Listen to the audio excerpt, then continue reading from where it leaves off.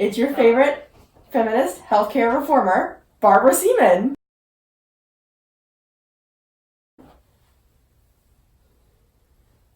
Woo! So for today's episode, I'm going to give you guys a little bit of history about my life and in journalism and the healthcare industry.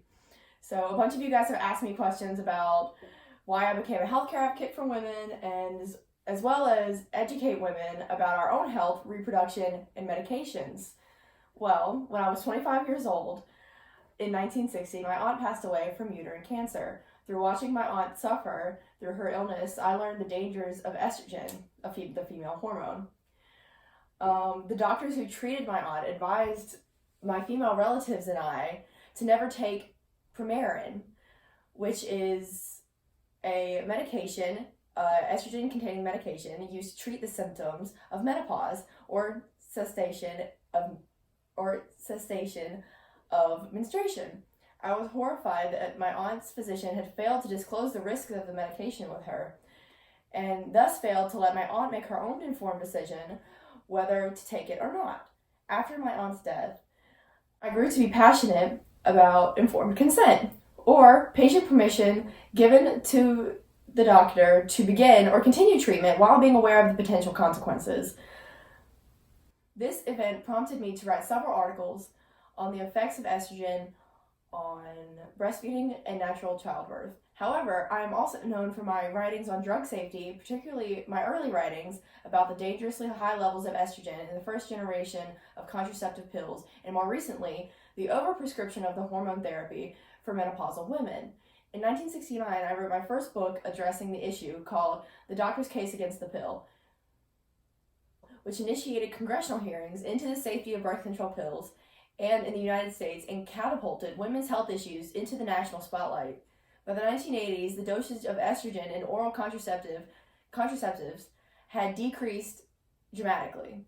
My book soundly demonstrated the failure of the FDA and the medical establishments to demand rigorous testing of the hormone therapy before mass prescribing took place, and castigates the pharmaceutical industry for putting profits above women's own lives.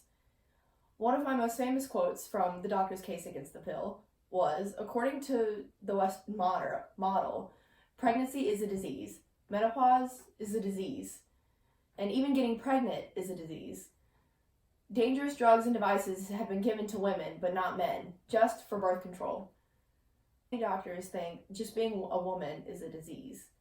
So now that you guys have heard a little bit more about my background, I'm going to take questions from you. What is your opinion on the current gag ban that Trump is trying to initiate right now? The gag rule is an attempt to take away women's basic rights.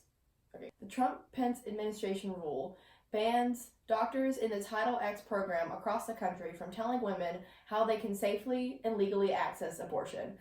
It would make it impossible for patients in the program to get birth control at places like Planned Parenthood, and it prohibits doctors from giving women full information about their sexual and reproductive health care options. I do not agree with the gag ban that is being imposed. The ban would renounce my life's work and trying to make contraceptive safe and available to women. Thank you guys.